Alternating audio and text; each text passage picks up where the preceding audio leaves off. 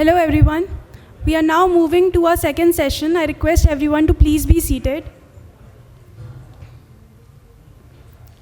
The second session is focusing on empowering women driving change in the power sector. Increasing female workforce participation in India is vital for economic growth and well-being. Various government initiatives have been launched that aim to promote women-led development. In this context, Aspire program in collaboration with PFC undertook a survey to assess women's participation in the Indian power sector with a focus on distribution utilities. This session aims to discuss the insights drawn from the survey, its meaning for the larger context of Indian power sector, and the possibility of drawing parallels for other economy sectors. I would now like to invite our esteemed moderator for the event, Ms. Archana Chauhan, Head of Energy Sector, Reforms, Climate and Energy Team at the British High Commission on the stage. Please welcome the esteemed panel members on the stage, Mr. Saurabh Gupta, Partner, Power and Utilities at KPMG India in the Smart Power Lead at Aspire, Ms. Sonal Shah, Founder, The Urban Catalysts, Ms. Isha Duhan, MD, PVVNL,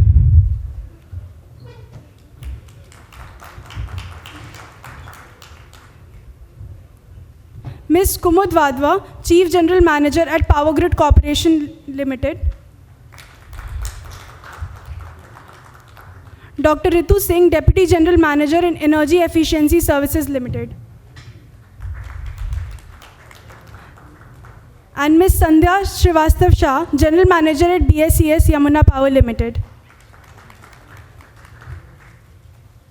Please welcome Mr. Kamalpreet Vadhavan, Deputy General Manager and Technical Advisor to Executive Director, PFC Limited.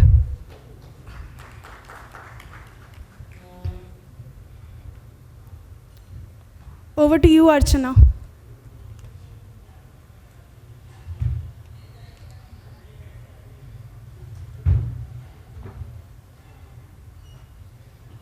Hello.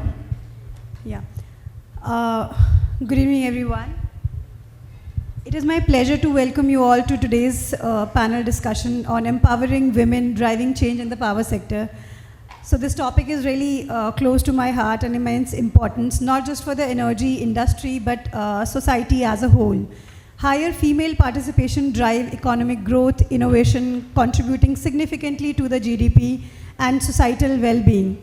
So Government of India has launched impactful program to support this, like we have Day NRLM, Beti Bachao, Beti Padhao, Mahila Shakti Kendra to empower women and integrate them into the workforce. Today we have opportunity to explore how empowering women can lead to transformative changes in the power sector, driving innovation, sustainability and inclusivity, and recognize the critical role of women playing in shaping the future of power sector. So our aim from this panel is to address few key questions. So how can we create a more opportunity for women in the power sector? What barriers needs to be overcome? And how can women's leadership drive innovation and sustainability in energy? We hope to leave here with actionable insights and renewed commitment to empowering women in this vital industry. I would like to welcome all distinguished panelists and all the participants in the audience. Should we start with the presentation first, Saurabh? So yeah, over to you.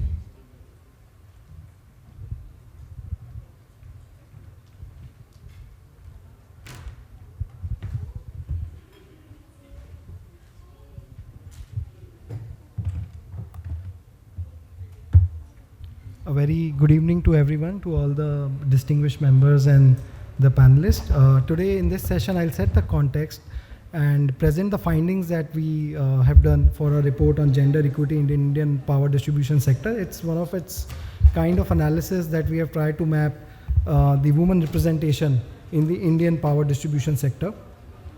So coming directly to the context, as Archana pointed out, I think women's workforce participation is essential for India to achieve its ambitious goal of becoming a developed nation by 2047. And I think there are various research which have been done, and according to IMF, if we reduce the gender gap in education and workforce, India's per capita income can increase by 10 to 13% by 2030. And I think number of initiatives have been taken by Government of India, and we have now transforming and emphasizing on women-led development rather than women's development. And what we have seen that basis various surveys by the Government of India, that women participation is increasing, and we can see that trend over the years. However, that still remains a work in progress. In this context, we actually thought under the Aspire program and with help from Power Finance Corporation that we need to understand the organization-wise gender representation across different state-owned discoms and what are the insights that can be derived. So it's kind of mapping that has not been done earlier, and we thought let's look at the power sector, how well it's represented by the women. So we conducted a survey across 56 state-owned discoms, and we received responses from 33 discoms spanning 22 states and UTs. We sent them a structured questionnaires and inquired about the women representation. And then we sort of also asked questions on the gender representation across different hierarchical levels and also across various departmental levels. So how does that represent according to different functions? And I think there were certain interesting findings that we observed. What we observed that there is 11.6% female representation across 33 discoms out of odd 4 lakh employees working in the power distribution sector. Around 11% of them is women. We also looked at the region-wise cut, and we found that South and East regions tend to outshine the national average of 11.6%. Then we also looked at, I think there's an important aspect related to women in leadership roles. So we observed a trend of drop to the top trend. So which measures how representation changes as seniority increases. Again, we found that there is a significant drop to the top ratio, which is less than 1, which is 0.7 in case of women. And in case of men, it is more than 1. So again, this is a concern area that we need to look at, and also in certain discoms we found that the representation is almost absent in the leadership roles.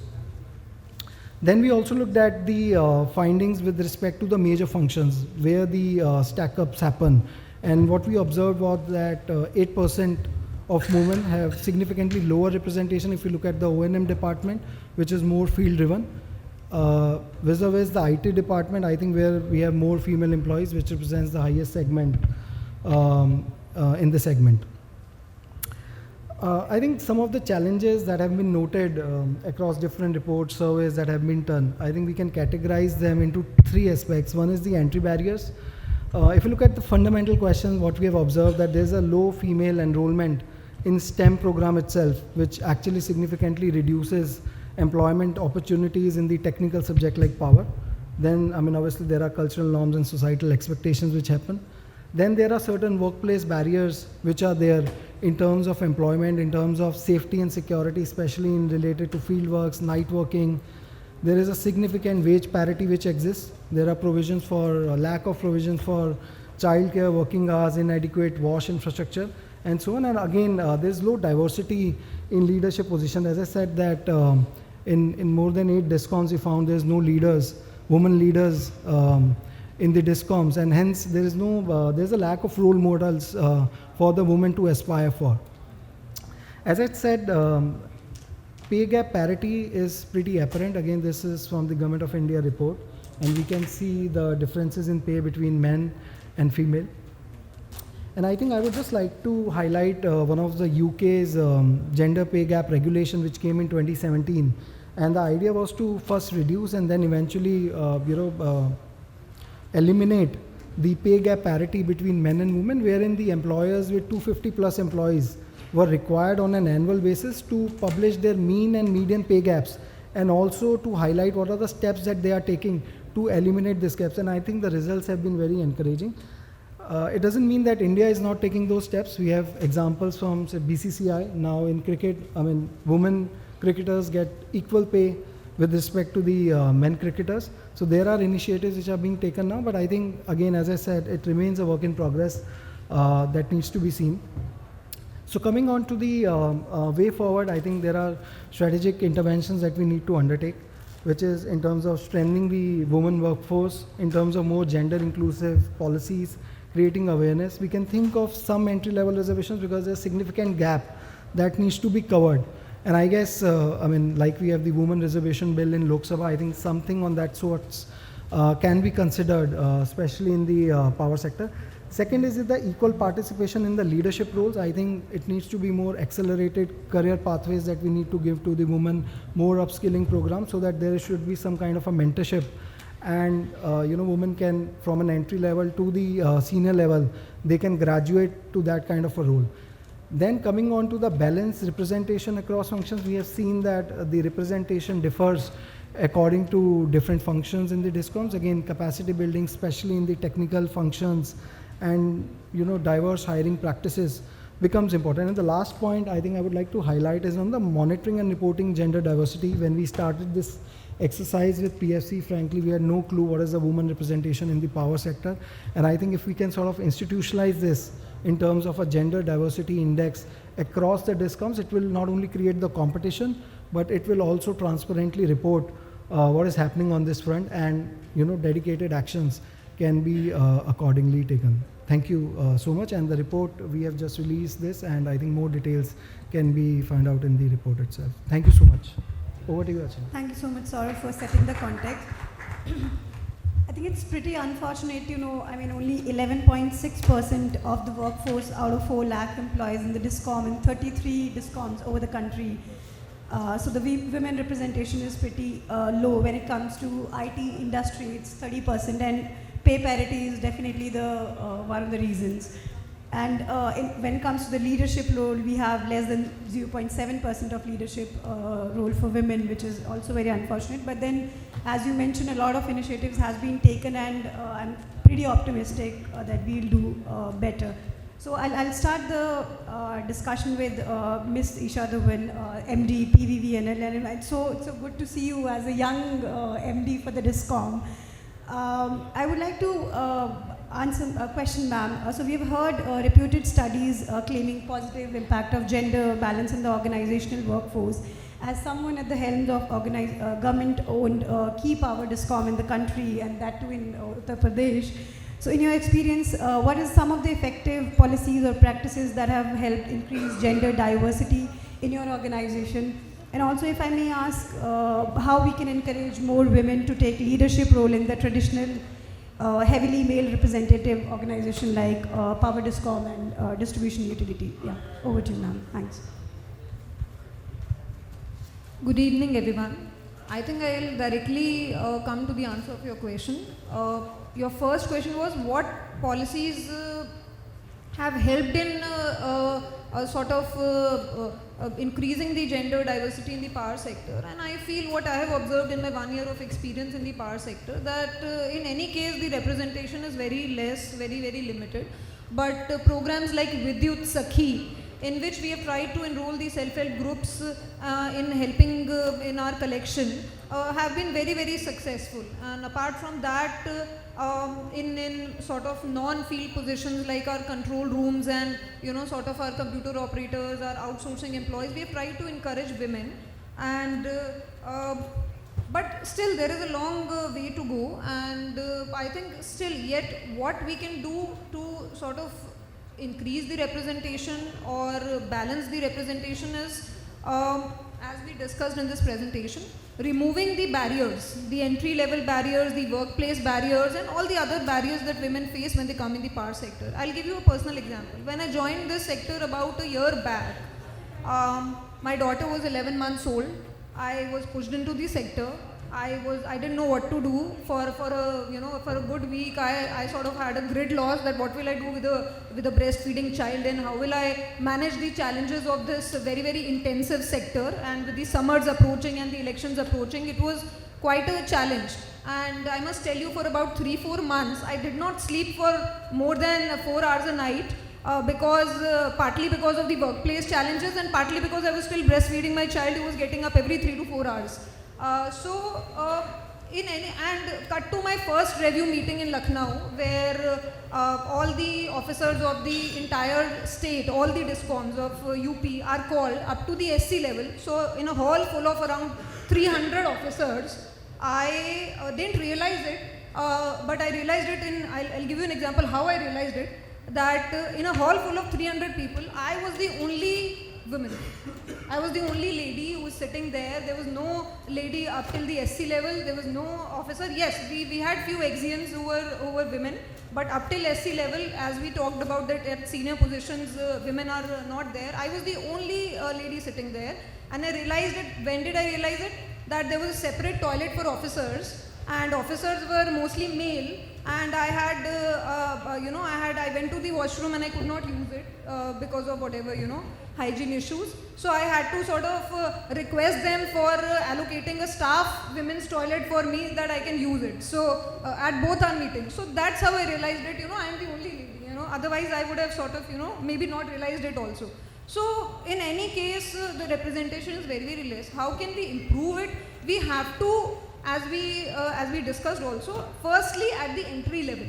What can we do at the entry level? We can have more, sort of diverse, inclusive recruitment practices where the roles that are defined are gender neutral job descriptions. So it's not related to a male or a female, it's a gender neutral job description.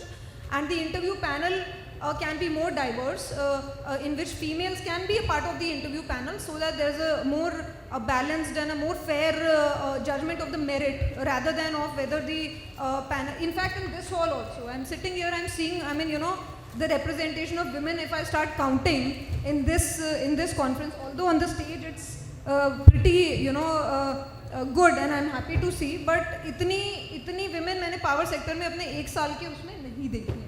एक platform पे. So and still we are a long way to go. So I think एक blind hiring system करना ज़रूरी है, जिसमें ऐसा नहीं है कि मेल या फीमेल के बेस पे हायर हो रहा है. मेरिट बेस्ड हायरिंग हो, that is at the entry level. Then of course we need to have employee friendly policies. Give you an example. एक मेरी आउटसोर्सिंग एम्प्लॉय थी. She is an outsourcing employee. She went on maternity leave and she was removed from the organization, citing she was a computer operator कि तुम maternity leave पे हो. computer operator तो need based hiring होती है, तो you are removed. And that lady came to me and she requested कि ma'am मैं तो I was working so diligently और अब तो मैं maternity is such a thing कि I don't have any, it's a part of the life and I am removed and I am not getting my salary. And she sort of showed, there were agreements with the कि maternity पे full salary मिलेगा. There were agreements, but they are not implemented. So I ensured कि at least these are certain small little things that she is not removed from the system and she gets her salary on time, and when she is back, she is equally accepted well back in the system. It is more with the outsourcing employees rather than because regular employees को ये problem नहीं आएगी. So we need to have more employee friendly policies and flexible work arrangements. With the वो आपका maternity leave है. Child care support आज भी government offices में, प्राइवेट ऑफिसेज में there is child care support, there is a creche, and all those kind of things. But in government offices child care support बिल्कुल नहीं है, it's zero. And I was additional commissioner state tax in Noida before this assignment, और वहाँ पे काफ़ी ladies थी and all of them use to, एक 10 to 5 था. सो आई टुक एन इनिशिएटिव. मैंने एक रूम डेवलप किया. And I took एक सर्वे मैंने कराया कि how many people are interested to bring their children to office where they can be left in a room जो थोड़ा children friendly room हो जाएगा, और उसमें एक किसी को supervision के लिए रख के, and they can, all of them agree because everybody faces this challenge. जितनी भी working ladies हैं, they face this challenge. It is a dilemma every day. There is a dilemma. जैसे मैंने बताया कि जब मुझे लखनऊ जाना होता था meetings के लिए, I had to take my 1-year-old child on the road for 8 hours. Which was difficult for her, but of course working ladies के बच्चे भी उतने touch wood cooperative हो जाते हैं. So for 8 hours with a single break of 15 minutes she used to travel. तो ये हमें policies लानी पड़ेंगी कि at higher positions it is easier because you have that kind of support at home also. You can hire somebody to take care of the child, but at mid level positions or at lower positions वो support घर पे नहीं होता है. अभी एक बहुत photo viral हो रहा था एक गार्ड का दिल्ली रेलवे स्टेशन पे. She was carrying her less than 1-year-old child in a baby carrier. Everybody was appreciating कि बहुत अच्छा है, बहुत अच्छा है. I felt sorry for her कि इतनी भीड़ भाड़ वाली कंडीशन में she has to bring her child to her workplace that means कि उसकी बहुत मजबूरी होगी तभी वो लाएगी, अदरवाइज नोबडी वांट्स कि इतने इस तरह के इन्वायरमेंट में वो अपने बच्चे को लाए जहाँ उसको इन्फेक्शन का डर हो सकता है. तो वी हैव टू क्रिएट दो supportive environments at the work place, तभी हम जो है महिलाओं को ट्रूली सपोर्ट कर पाएंगे, जो आज की डेट में गवर्नमेंट प्राइवेट में फिर भी आ गया है बट गवर्नमेंट सेटअप में अभी भी मिसिंग है, जो हमें लाना पड़ेगा. Then thirdly is about training and development in the power sector. As I see lower में, मतलब जैसे मैं SSOs देख लूँ, लाइनमैन देख लूँ, कोई भी लेडी नहीं है अभी. मतलब आई have not seen the data but I am 100% sure that is not a single, जितना मेरा एक्सपीरियंस हुआ है SSO सबस्टेशन ऑपरेटर लेवल पे या लाइनमैन लेवल पे, there is not a single female. ठीक है, कंप्यूटर ऑपरेटर लेवल पे हो सकता है, कंट्रोल रूम लेवल पे हो सकता है. तो उसमें हम कैसे लाएं, हम कैसे इंकरेज करें, हम कैसे उनका ट्रेनिंग डेवलपमेंट करें, हम कैसे उनको मोटिवेट करें. यू नो, लीडरशिप डेवलपमेंट है, कहीं नहीं है ही नहीं वो लीडरशिप की, हम इस सेक्टर में काम कर सकते हैं. This is a traditionally male dominated sector, female dominated है. टीचिंग में जाओ, जो सेक्टर्स ट्रेडिशनली रहे हैं कि वहाँ पे फीमेल्स ही जाएंगी, टीचिंग में आप देखोगे 80% फीमेल्स है, बट पावर सेक्टर में ऐसा नहीं है. तो हम उनको ट्रेनिंग डेवलपमेंट करना पड़ेगा, उनका मेंटरशिप करना पड़ेगा, उनको जो है यू नो जो अनकॉन्शियस बायस आ जाता है कि हम सड़क पे जाते हैं तो यू नो कोई टेढ़ा मेढ़ा गाड़ी चला रहा है तो आपने देखा नहीं गाड़ी में कौन बैठा है, लेकिन सबकॉन्शियसली लेडी होगी, आ जाता है. वो बायस हटाना है हमें, पावर सेक्टर में भी उसको हटाना पड़ेगा, सपोर्टिव कल्चर देना पड़ेगा. अभी मैं बैठे बैठे सोच रही थी बाहर बिफोर दिस सेशन कि why can't we have pink substations, you know, at relatively less intensive, you know, जैसे आप शहर में एक सबस्टेशन को पिंक कर दीजिए, उसमें सारी एम्प्लॉयज़ विमेन हो सकती हैं. That you can start, these are small things that can, अभी ज़ीरो है, अभी there is absolutely nobody. We can start with these small initiatives and उनको देख के बाकी लोग भी मोटिवेट होंगे. Then you know they'll also feel कि हाँ ये हम कर सकते हैं. It's not a man's job. A female can operate a substation. ये हो सकता है. And you know at least you know उसको flexibility देते हुए about time. And of course थोड़ा बहुत जो है positive reinforcement देना पड़ेगा. It's not that कि male and female are equal. They are not. You have to give a positive reinforcement. You cannot, there is no equal platform. There are separate, I mean you know separate वो है तो उसको आपको incentivize भी करना पड़ेगा, उसको आपको extra जाकर भी वो देना पड़ेगा. But whenever you are making a policy, it can't be कि हमने special एक policy बना दी. Gender mainstreaming, that means कि हर part of policy making में और implementation stage में women are a part of the planning process also. It's not that कि चार जो है मेल ने बैठ के एक पॉलिसी बना दी कि हाँ this will do this and we feel कि हाँ ये हम स्पेशल फीमेल के लिए कर देंगे तो उसको फ़ायदा होगा, जबकि कोई फीमेल पैनल में ही नहीं था जिसको ये डिसाइड करना था कि ये अच्छा है या नहीं. सो एट एवरी स्टेज जो है वो पार्टिसिपेशन रिक्वायर्ड है. और at the end I would like to say कि सेट उसको हमें सेट करना पड़ेगा गोल्स और ट्रैक करना पड़ेगा प्रोग्रेस. मतलब हमें कॉन्शियसली डेलिबरेटली सेट करना पड़ेगा ये जेंडर रेशियो हमें मेंटेन करना है. तो उसको आपको पीरियोडिक रिव्यू करना पड़ेगा कि वो मेंटेन हो रहा है नहीं हो रहा है, और नहीं हो रहा है तो उसको रीइंफोर्स करके उसको मेंटेन कराना पड़ेगा. अकाउंटेबिलिटी लानी पड़ेगी सभी में कि हाँ ये जेंडर रेशियो मेंटेन करना है, इतना पार्टिसिपेशन होना ही होना है पॉजिटिव. बिकॉज अभी क्या है कि अभी एक मेल डोमिनेटेड सेक्टर है तो उसमें जो है बिना रीइंफोर्समेंट के या बिना पॉजिटिव सपोर्ट के जो है एकदम से हम यहाँ पे कह दें कि नहीं हम बढ़ा देंगे, नहीं हो पाएगा. We will have to do the effort at every stage. So I think that is what I wanted to say, and it will not be easy. Easy नहीं रहेगा किसी भी उसमें easy नहीं रहेगा, but where there is a will there is a way.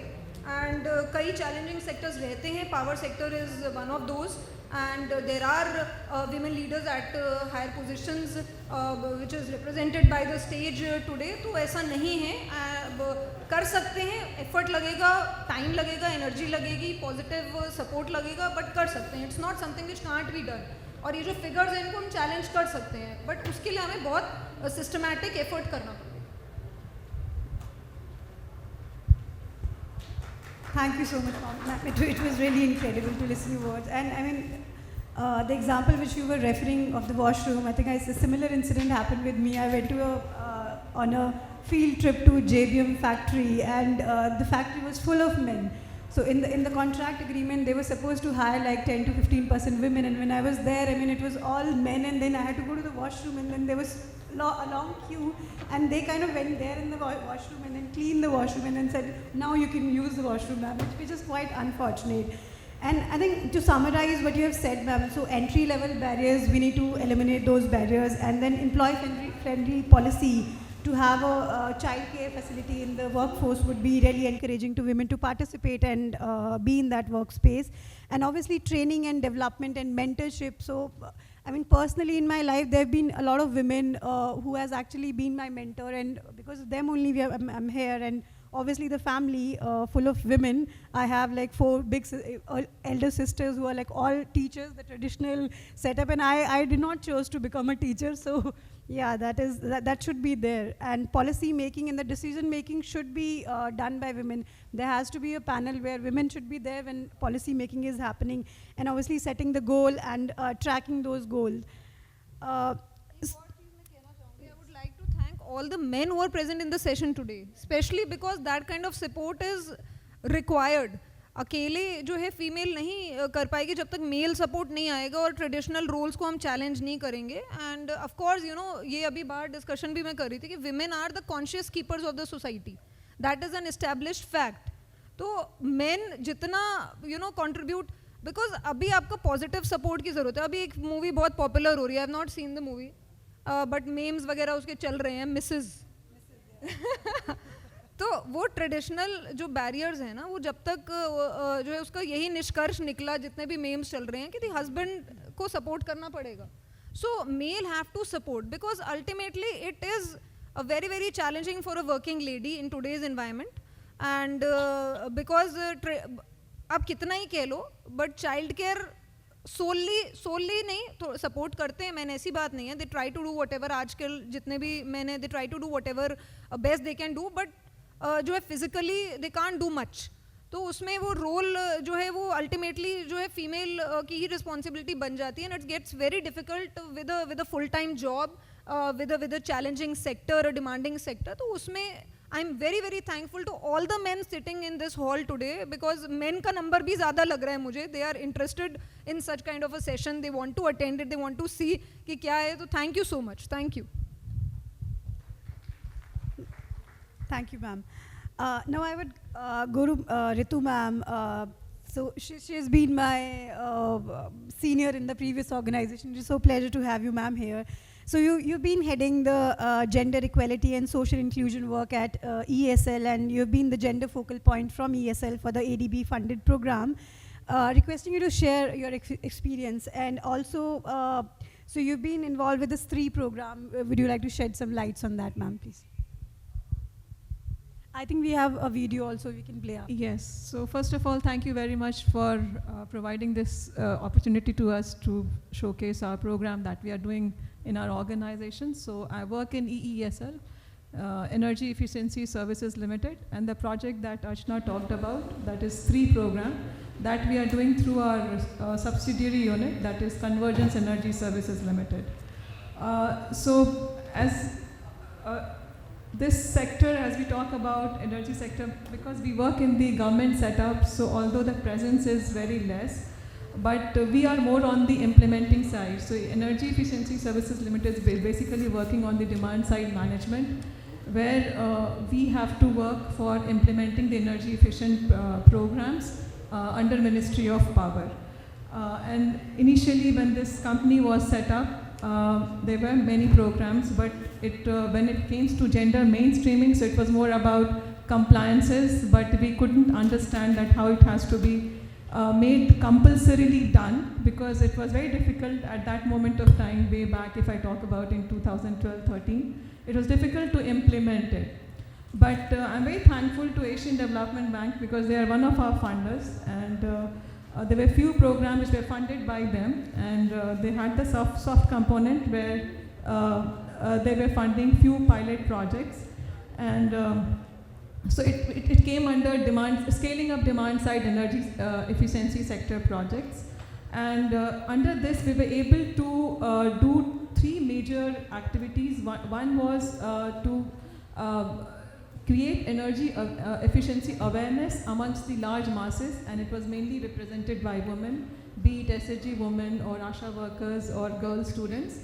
And that really, and through this initiative we were able to reach out to more than 2,500 participants across 12 states, and we were able to create a basic concept, we were able to orient them with basic concept that what this energy efficiency or energy conservation is, what is life environment that they should practice, how they can do their basic calculation around energy which they use at their home, and how they can switch over to one form of energy for all their purposes, be it your lighting, cooking, or their mobility on electricity. And with this Prime Minister Surya Ghar Yojana, when it is coming that you have to install solar on your rooftop, and up to a 3 kilowatt, there is a subsidy also available.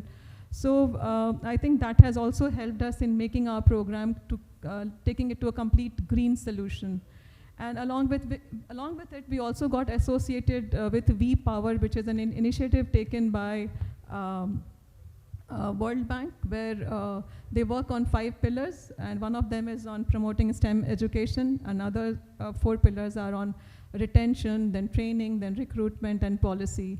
But our emphasis more was on STEM education, and then again we created a few science labs in schools, and one of them was in Delhi, St. Thomas School, just to sensitize girl students that why they should adopt to science for their higher education. And even at the time of training, if I say, so we were able to recruit trainee or interns, women interns in our offices on the projects that we do, just to create that kind of positive environment for them and create an interest amongst them. Moving ahead, so as I mentioned that earlier, it looked very compliance basis, but working with ADB on the project, as I mentioned about the awareness. Then the second project we did on training commercial drivers, that was about 200 women on 4-wheelers and 2-wheelers for both your electric and conventional. And the third program that came with us was the capacity building for women who were selling energy efficient appliances. So all these initiatives helped us in understanding that what these programs mean. So when we were doing this commercial driver training program with Azad Foundation, so the target was to train around 500, but for some reason it got reduced to number around 200. And it was a very difficult task to mobilize the camp, because it was, those women have to be selected from the marginalized section, and the 2 states were selected for this program, Delhi and Jaipur. And it was around, they reached out to 30,000 households, and they tried to convince them, they tried to orient them that what this program is all about, because this was something which is unconventional for them when it came to driving and seeing their livelihood opportunity in this sector. So ultimately they were able to enroll 228, but during the training program, again 28 participants backed out, and there was a constant hand-holding done to the trainees and also to their households so that they're able to complete their training. Also, along with the technical training that is about the driving, there was a capacity building on their skill sets when it comes to communication skills or digital payment system, or how to access Google map. So all these were also made a part of the training. And also I think it was hygiene part, and then self-defense. These were also included, just to equip them and make them more professional when they enter the professional world. And when they went for the driving license, so again the support was provided to them so that they're able to smoothly get their driving license. There were a lot of interaction which was done with the industries so that they can see opportunity to hire them. And thankfully all 200 got employed in various, as a driver, as women drivers with big basket, and then even with the government. So when I say government, this came very interestingly when we're doing this project. So Azad Foundation was the third-party agency who was doing this training. So they were able to convince Morth to see that how the women, how the male drivers, because if you see the bus drivers, so they are generally male because of the criteria that they have fixed up for the height of male for the drivers. So that they were able to reduce it and make it more compatible, where the women can also be part of it. And now we have women bus drivers in Delhi who have been trained through this program. That was something, a big achievement for us. And when we started working, when we became a part of this, with all these activities that we did, I think when we moved ahead and when we started working on this electric cycle program, which Archana mentioned, which is a 3 program, which is sustainable transport for rural entrepreneurs through electric cycle, for which we have signed an MOU with Ministry of Rural Development, and it is getting executed in 4 states, which is Bihar, Andhra Pradesh, Kerala, and Madhya Pradesh. And but the road has not been very easy for us, because for design, as Mrs. Duhan rightly mentioned, it was not a top-down driven. We did an intensive field visit to understand the travel pattern, to understand that who could be the target beneficiary for this pilot project.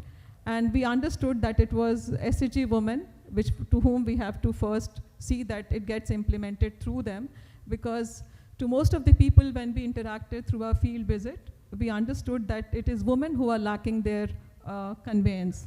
They are dependent on public transport, or they are dependent on their family members for their transportation, and or they incur, like they have to wait, or they have to rely on their friends for their travel, which was not only a stress but also inconvenience for them, and it also added to their travel expense along with the inconvenience. So the target group that we decided was women, that was SHG, and SHG amongst them, there are all together 10 crores SHG women, but for us, it is only those women who are working on the entrepreneurship model and who have a travel requirement. They are traveling daily to around 5 to 10 kilometers. And we deliberately kept the age group of below 40 years, because we wanted to create a visibility through them and also ensure that they start using these electric cycle for their work travel, and we could see the impact. So along with, when we were designing about the program, the first thing which came to our mind, because electric cycle is something which is not very visible in the market, and if you move in the rural areas, people are not aware about it.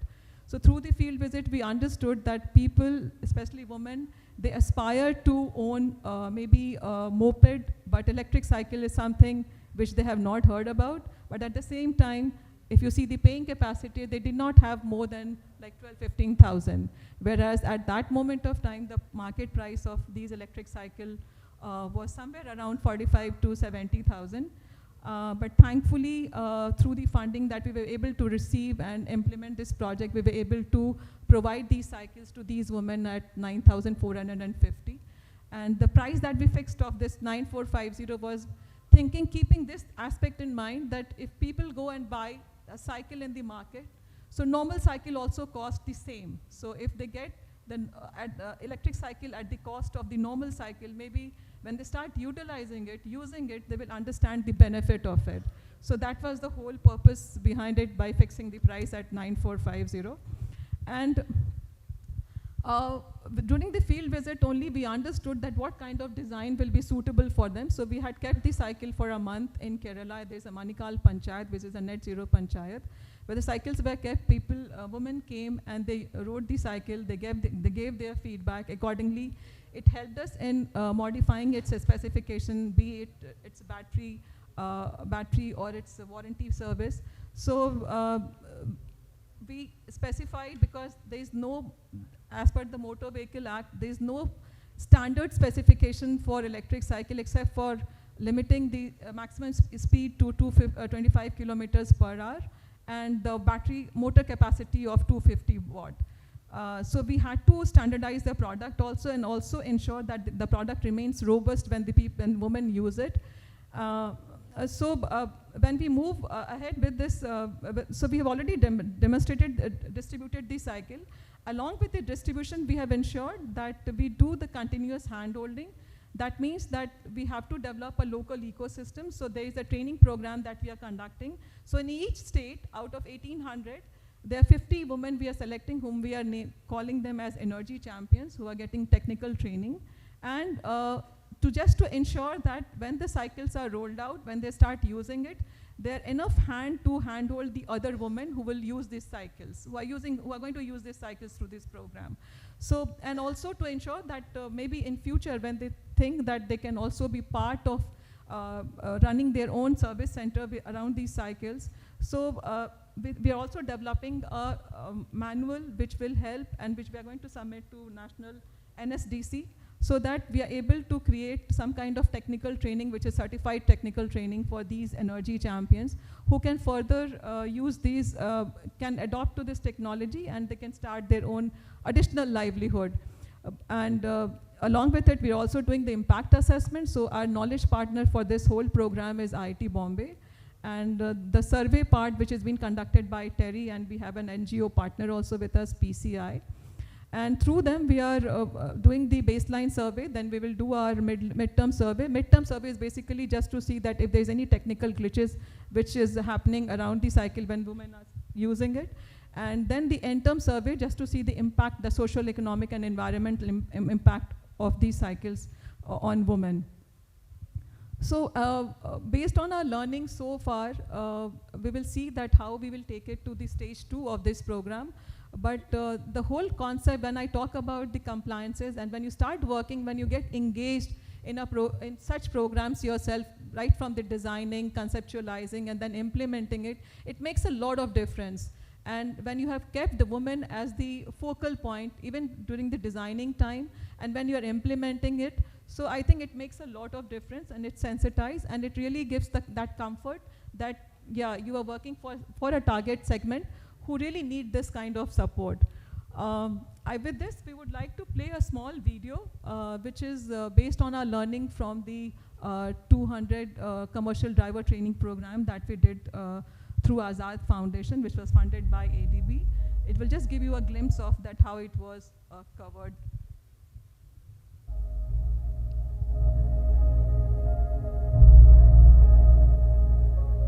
Energy Efficiency Services Limited, with financial support from Asian Development Bank, is implementing scaling up demand-side energy efficiency sector programs to reduce emissions and enhance energy efficiency, with focus on electric vehicles, solar photovoltaic technologies, and smart meters.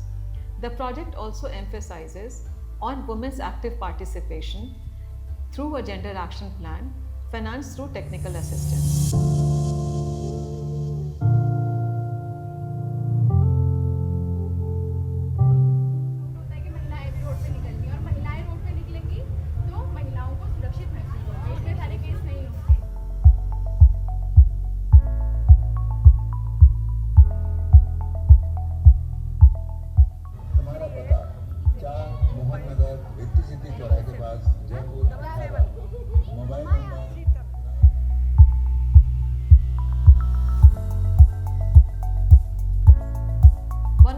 Initiatives of Gender Action Plan is Commercial Driver Training Program. It is designed to empower women, especially those from poor and disadvantaged backgrounds.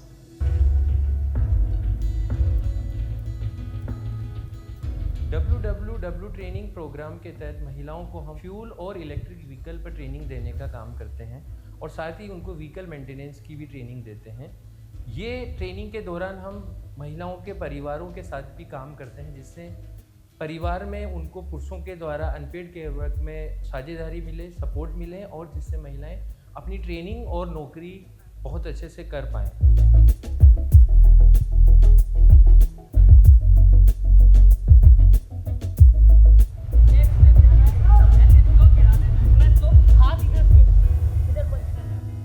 बहुत से अच्छे पैसे भी कमाए, अपनी family में भी मैंने बहुत सपोर्ट किया। घर में फ्रिज नहीं था, मैं फ्रिज लेकर आई, वॉशिंग मशीन लेकर आई मैं, और मिक्सी लेके आई जूस बनाने के लिए। तो मेरी मम्मी बहुत खुश हुई कि मेरी बेटी काम कर रही है। खुद जॉब करती हूँ, अपना खर्चा खुद उठाती हूँ, घर का भी खर्चा उठाती हूँ, और मेरी बेटी का खर्चा भी मैं खुद उठाती हूँ। मेरी फैमिली वालों से मुझे मांगना नहीं पड़ता कुछ। आज़ाद में जुड़ने से पहले मुझे सही तरीके से लोगों से बात करना नहीं आता था। जब मैंने ये ट्रेनिंग ली तो मुझे आत्मविश्वास बढ़ा। इंग्लिश की ट्रेनिंग के दौरान मुझे इंग्लिश सीखने को मिली, जो मेरी काफ़ी कमज़ोर थी वो अच्छी हुई, और मेरे अंदर काफ़ी बदलाव आए। मैंने लोगों से बात करना सीखा, चाहे वो कस्टमर हो या फिर कोई और, मैं अच्छे से बात कर पाती हूँ अब। किसी महिला इंस्ट्रक्टर को लेने के लिए पीछे हमारा मोटिवेशन ये है कि कोई भी महिला ड्राइविंग सीखने आती है तो थोड़ा उनके मन में थोड़ा हिचक रहती है कि किसी आदमी के अनजान आदमी के साथ बैठ के ड्राइविंग सीखेंगे। तो फिर हमने आज़ाद फाउंडेशन से वहाँ पे सीखने के बाद कुछ महिलाएं हमने यहाँ चुनी, वो रोड पे आराम से पूरा आत्मविश्वास के साथ ड्राइविंग सिखाती है। The training program empowered women by providing them with skills to enhance their livelihood opportunities.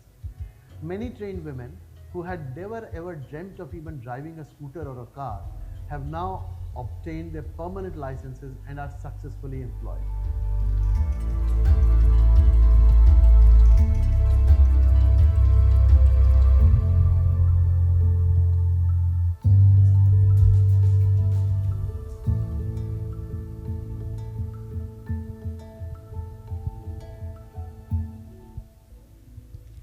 Thank you so much, ma'am. It is so good to see this. So I think the summary of your initiatives is we need to create more and more programs, especially the training programs, and then obviously the opportunity for getting an employment for the women would be really remarkable for our future.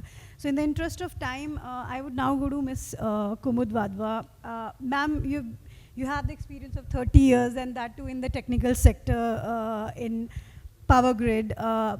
If I may ask the question, so which are the specific policies or initiatives you have seen in the Power Grid to make real impact in advancing women's career in the power sector, especially in the technical leadership positions? And in what way the work environment in Power Grid have become evolved and become more inclusive, and what gaps still needs to be addressed? And I think given your extensive experience, how has the journey evolved so far over the last 30 years? And what are the biggest challenges you have faced as a woman in this male-dominating field? So yes, over to you, ma'am.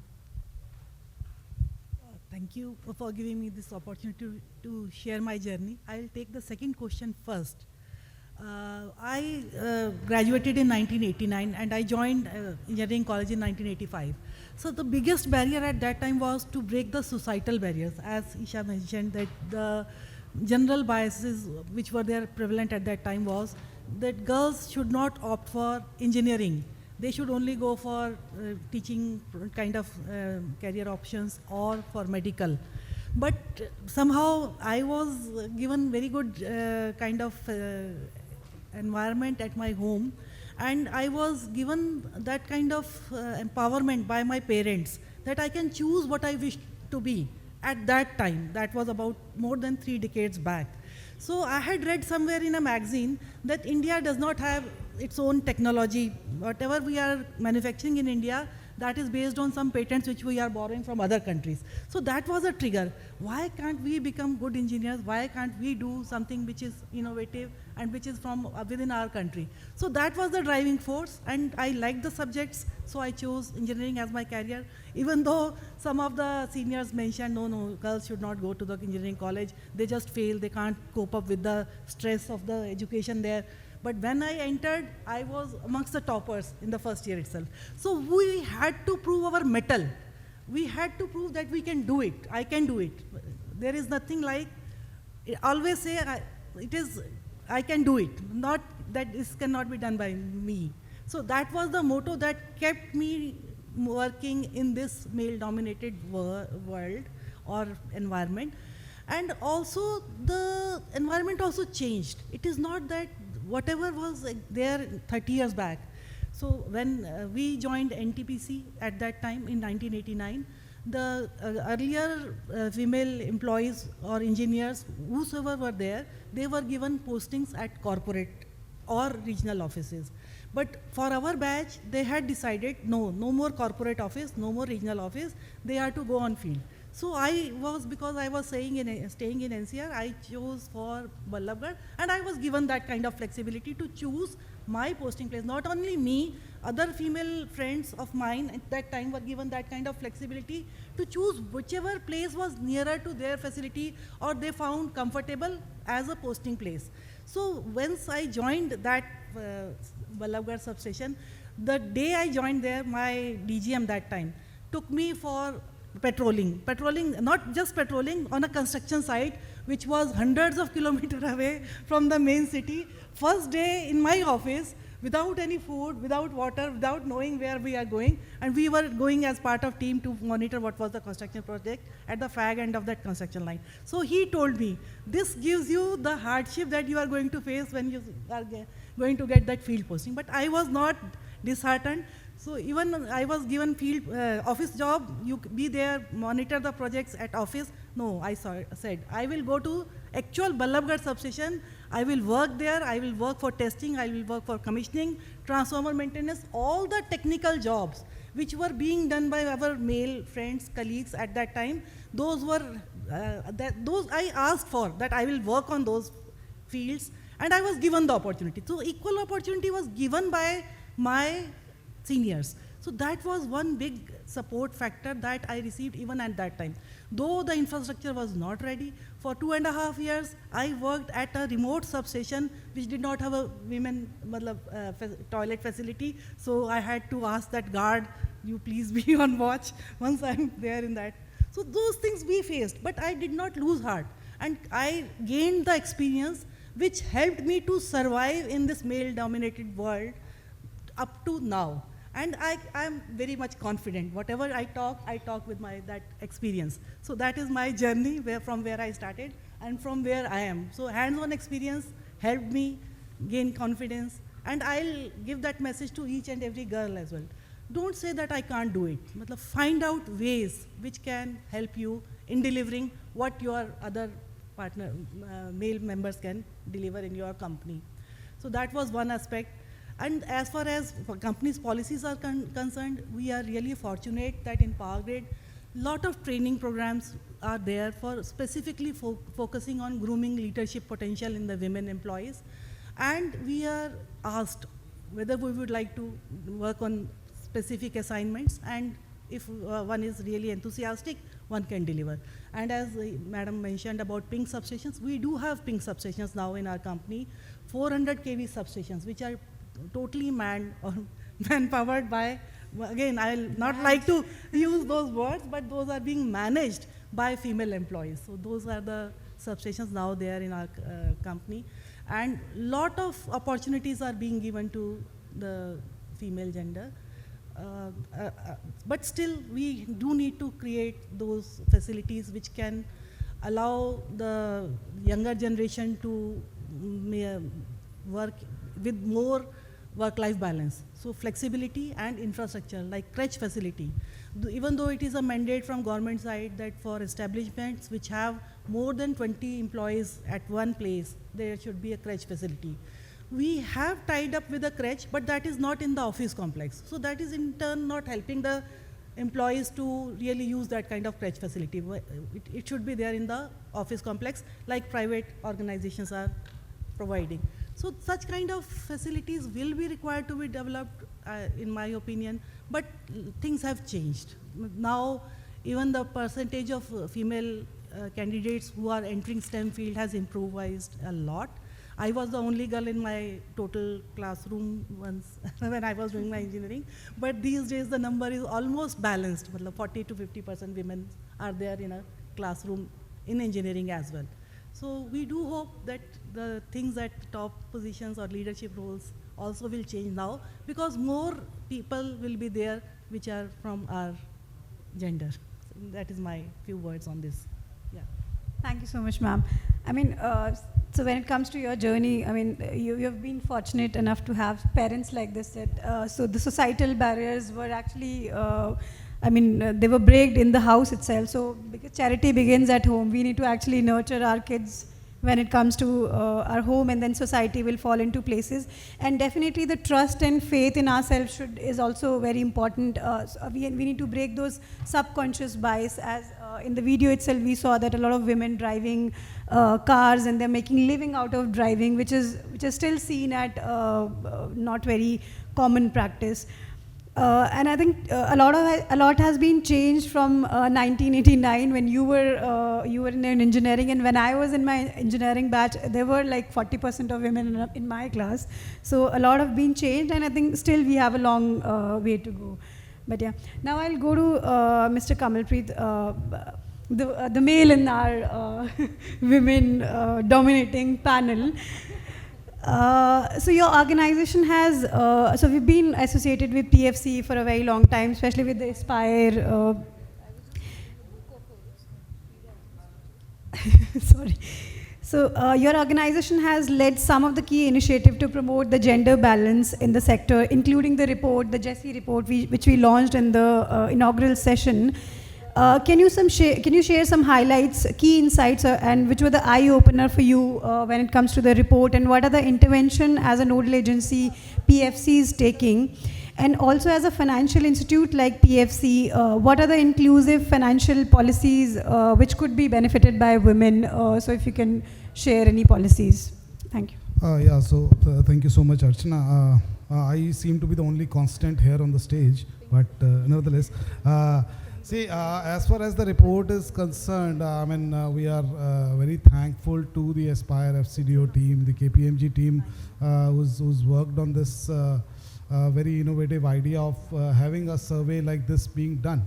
So, I mean, some of the outcomes that we saw in this were not exactly a surprise, especially with respect to more participation of the women in the southern states. I look after the states of 2 states of north and 2 states of south, so I can say that with my own experience that I mean you will see a good amount of participation. I mean the department that I deal with, like for Kerala, there is an entire unit which handles this RDSS projects, and they are, I mean, the entire team is having 90% women participation, right? Besides that, I think these were some of the things which were not a surprise. What was a surprise was the element which is mentioned, like the report from IMF, which is mentioned here, which says that reducing the gender gap can increase the per capita GDP by 10%. That's a substantial number for a country like ours. Besides that, I think it also talks about around only 4% of the women publicly listed companies being in the top positions. So, I mean, I am fortunate enough to be in one of those organizations which has a lady as the chairperson, right? Besides that, I think the report also talks about the other sectors. It mentions about the other sectors like the banks. Besides that, the hospitality, where you have around 24% women participation, vis-a-vis what we see here to be around 12% only. Right. Having said that, I think from the government perspective also, although I think still a lot has to be done besides the 33% reservation in the parliament, etc. There has been gender budgeting has been in place since 2006, and we have seen an increase in the gender-based budgeting, and as far as the present budget goes, it's as big as, or I'll not say as big as, but yeah, it has increased to say around 9%. However, I think the Niti Aayog's push for having a gender budgeting act, that is an important aspect, wherein the ministries would have to compulsorily have some gender-based budgeting and some elements of that, right? And besides that, I think some of the aspects which ma'am also mentioned here is like we don't have any substation operators which are like in the women participating in those areas, and we mainly have the participation in the IT, commercial, those aspects. So I think here, although I may not be best placed to respond to that, but I feel that the O&M aspect also, which sees very less participation, there I think we can, if we can bifurcate it into 2 paths, where we can have a predictive maintenance wing carved out within the O&M wing. There we can see a good amount of female participation, because that may not ask for those, I mean, untimely hours, etc., which is, I mean, a kind of a roadblock, I'll say, when it comes to less female participation in the O&M sector. And from the PFC perspective, although one of the frameworks that we have here as per the directions of ministry is the corporate governance framework, where we do allocate, it is advised to the DISCOMs to have at least one women director in their leadership role, right? And they are accorded marks for that. But I think, yes, the gender diversity index that is mentioned in the report, that can very well be used, and it can be adopted as one of the parameters in the integrated rating framework, etc., which will help in an overall change in the interest rate scenarios, which would have a positive impact on the business side of the DISCOMs. Right, so more or less that's what I wanted to say. Thank you, sir. So I think the gender-based budgeting and if women engagement are there in the employment, the per capita GDP could be raised by 10%, which is kind of incredible. And the bifurcation which you mentioned for the O&M sector could be explored. So yeah, thank you. In the interest of time, I would go to Sonal first, and then Sonal, you're the founder of a company called Urban Catalyst. We would like to hear your experience as a women entrepreneur, and you've been doing a lot of work, global work with Women Mobilize Women, ADB and World Bank, and you've also been doing a lot of work on gender inclusion in electric mobility, especially the charging infrastructure audits, and requesting if you can share your experience and finding.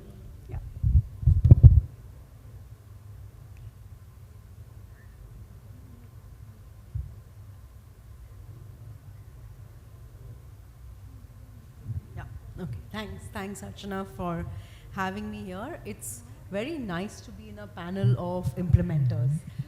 I think there is a lot to learn.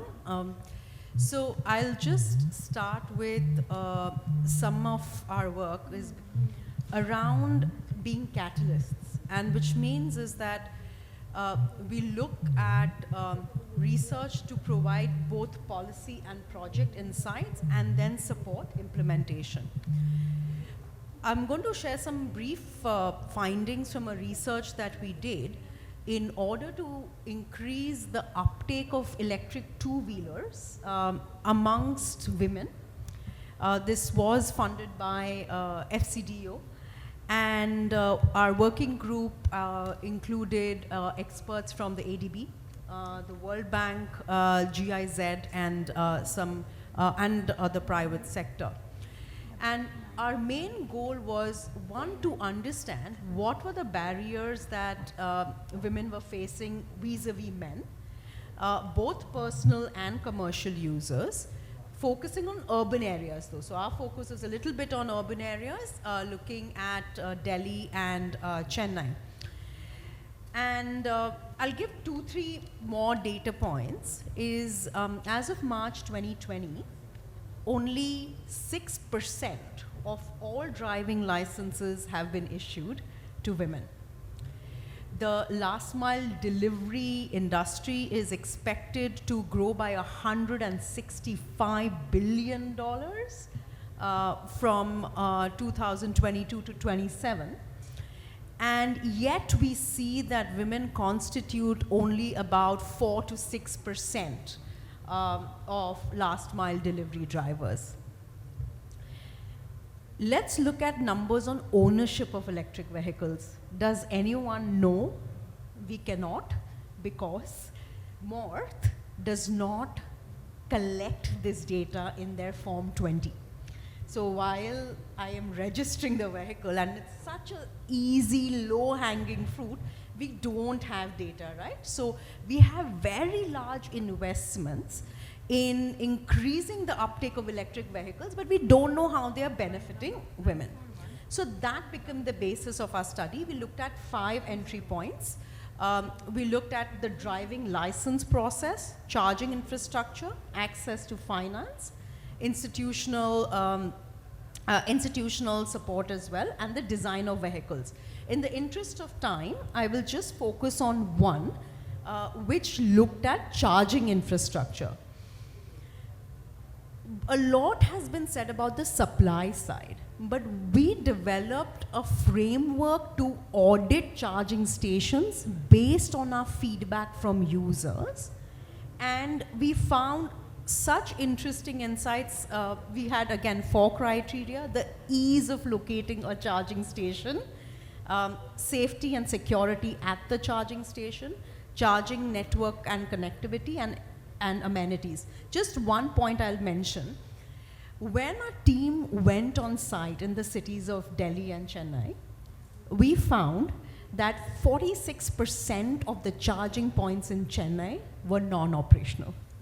64% of, or 36% of charging points in Delhi were non-operational, right? What does that mean from a gender perspective? Sure, both men and women will face the same barriers, right? You go there, oh, this charging point is unoperational, or you cannot locate the charging point. What happens though is how safety begins to impact women, right? You go to a place and you realize, I can't find my charging point.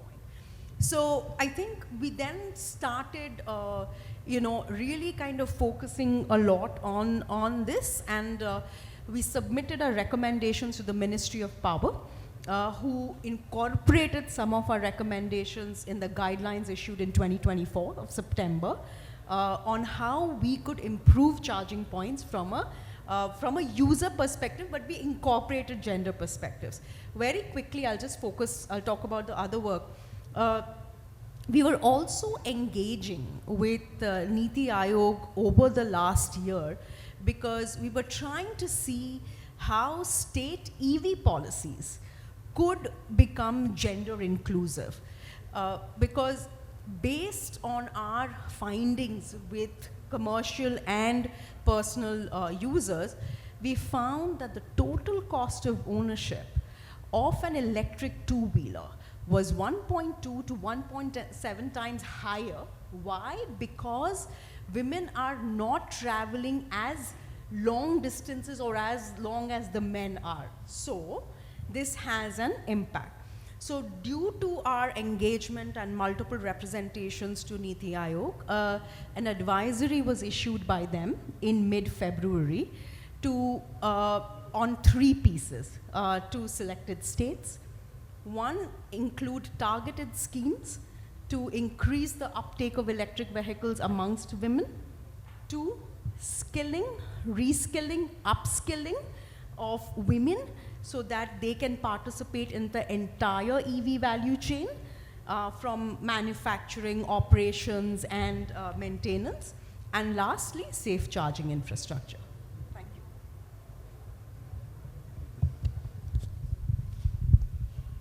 Thank you. I think the skilling, reskilling, and upskilling is the key and important, not just in the charging infrastructure, I think in the every sector. I think last but not the least, I will go to Sandhya. You've been working in a leading DISCOM in Delhi, and one of the leading DISCOM in Delhi. So what are the systematic challenges you've faced as a women leader in the sector, and what role do you see as a mentorship and networking playing in the empowering other women overcoming such challenges in their respective domain? And have you noticed a change in the workplace and culture toward gender diversity in the recent year? If so, what has been contributed to that change, and what more could be done in the to improve it further? Thank you. Yeah, very good evening to all of you. Thank you, Archana. I want to thank the organizers for making me a part, including me in such a diverse panel. And this is my debut panel today. So I'm learning a lot, thanks to all of you. Yeah.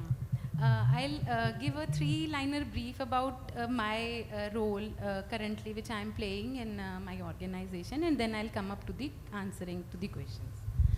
Currently, I'm heading a government consumer cell at BSES Yamuna Power Limited, which is a leading premier distribution utility in serving to approx 1.9 million consumers in east and central part of Delhi.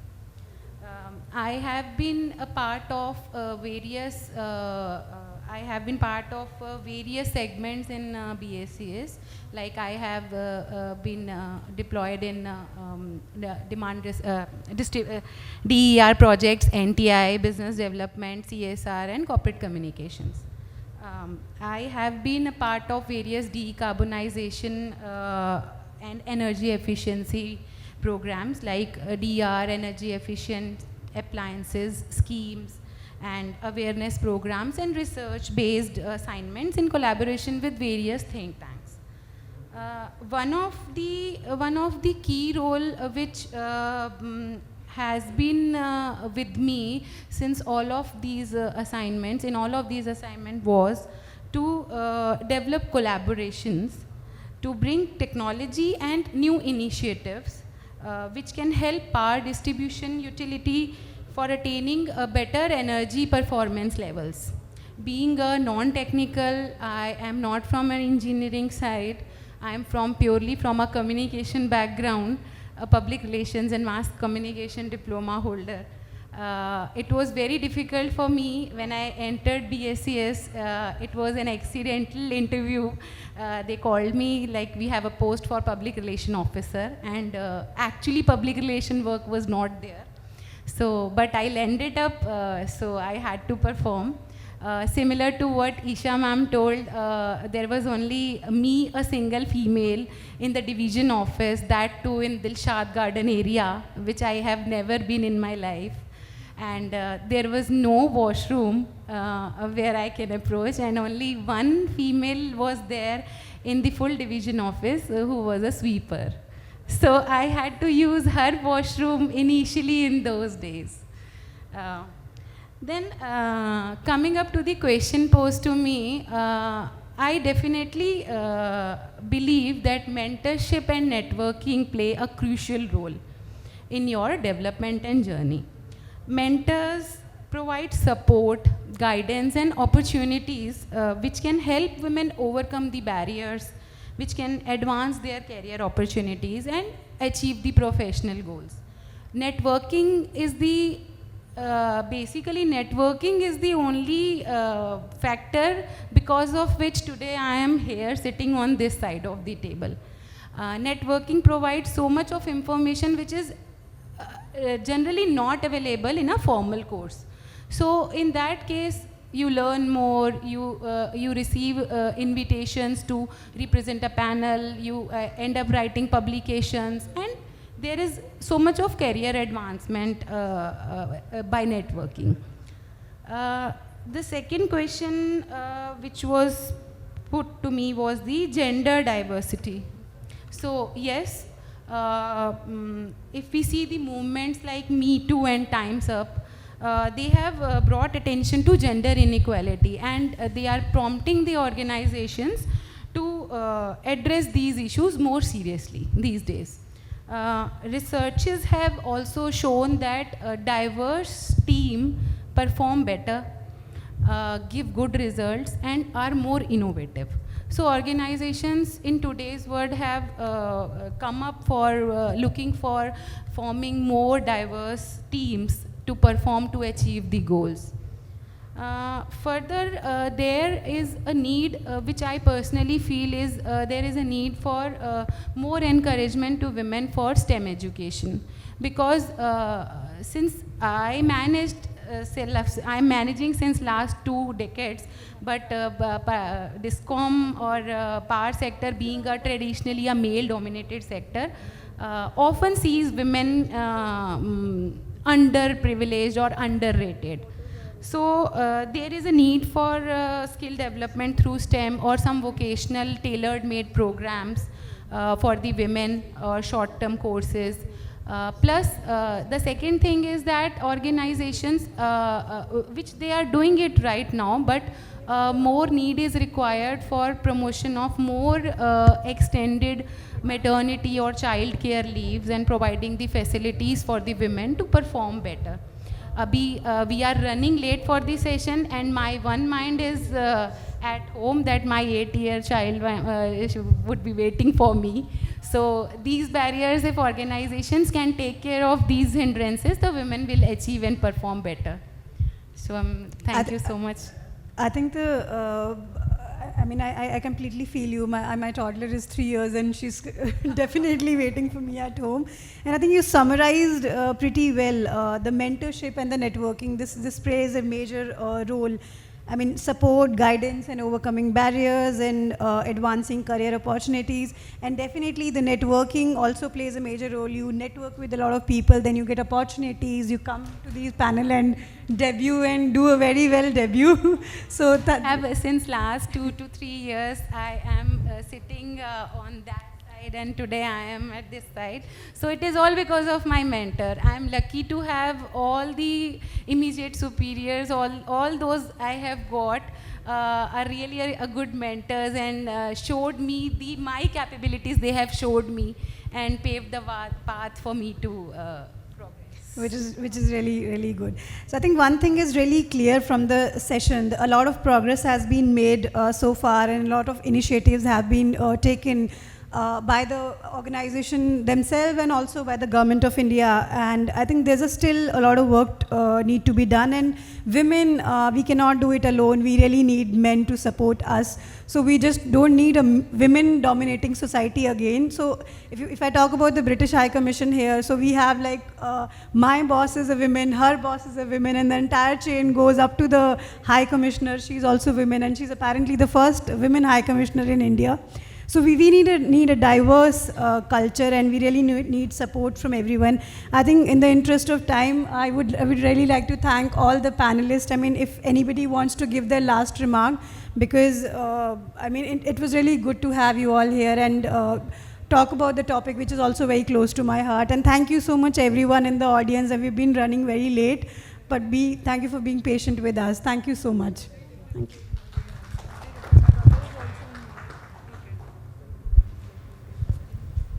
Thank you, everyone. I would request Archana, please come forward and hand over the mementos to our speakers.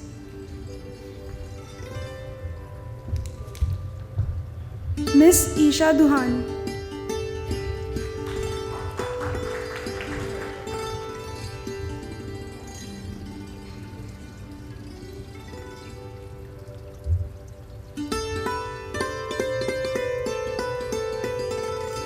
Dr. Ritu Singh.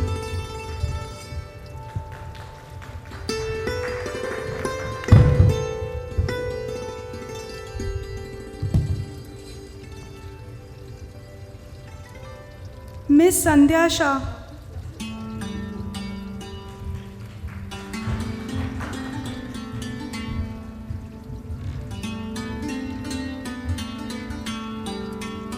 Miss Sonal Shah.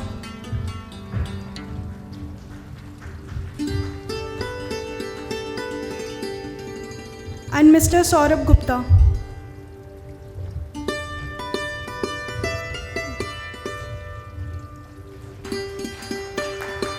Thank you everyone.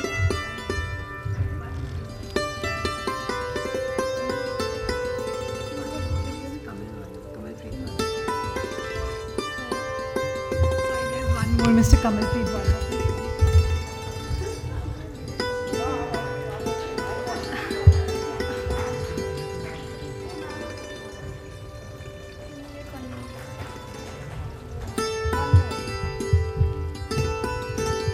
Miss Kumud Wadhwa.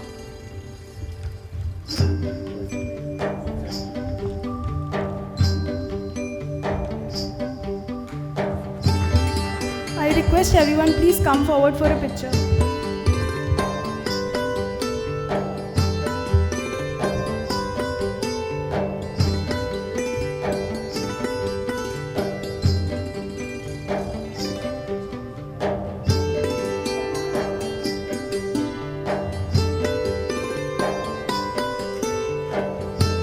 Thank you, everyone. With this, we come to the end of the session. Thank you all the participants and speakers for joining in. Thank you, everyone.